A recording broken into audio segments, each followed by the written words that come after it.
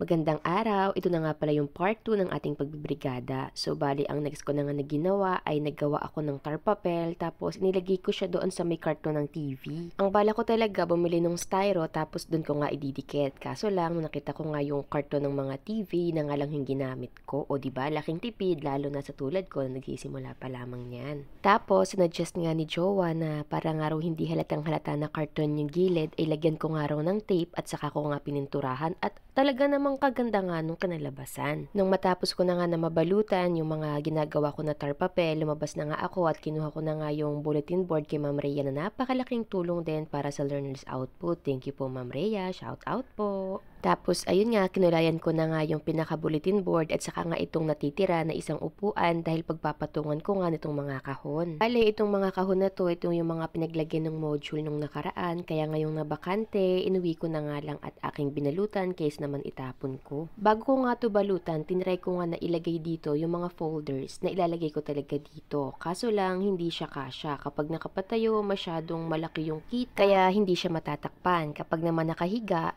hindi naman siya kakasya, kaya ganito na nga lang yung ginawa ko. Di baling hindi na matakpan, ang mahalaga ay magkasya. Kaya ang ginawa ko, ito na nga.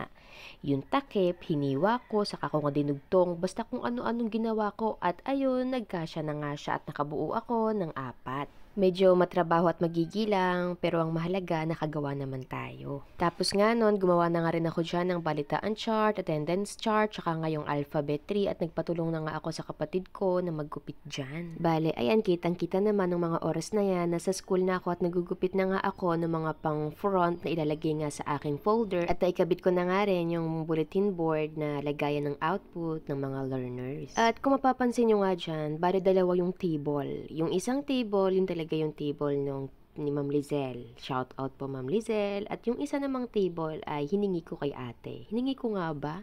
Parang sa pilitan yata yung jar. Ganto nga ang chika kaya nahingi ko yan kay ate. Yung pinakalamesa kasi dyan ay yung ilalim niya para siyang kumbaga naghihimulmol. Ngayon ang ginawa ni Jowa, pinutol niya isang dangkal. Hindi hinilagari niya, tapos ang ginawa niya, pinalitan niya ng plywood.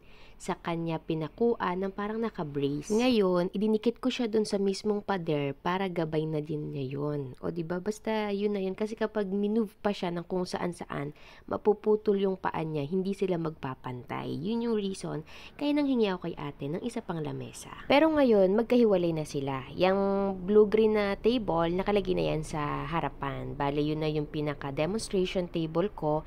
And then, natitira na lang yung kulay brown na yun doon sa mismong pwesto na yon. At napasalamin na natin yan. Thank you Voltes 5. Alam niyo na kung bakit. Shout out po. Adi ayun, balik na nga tayo dito. Nung tapos na nga ako na makapaggupit, ay naidikit ko na nga ito sa folder. Inumpisahan ko naman nalagyan ng parang pandikit na bilog yung ating mga apples at inilagay ko na nga ito sa ating alphabet tree. After nun, ay nag-umpis na nga ako na mag-map dito at nakikita nyo yung lamesa na yan, gawa yan ni Jowa. Bale, may binaklas lang si Jowa dyan na lamesa tapos nilagay ng paa at pininturahan. Kaya ayan, nakaraos na po tayo ng brigada.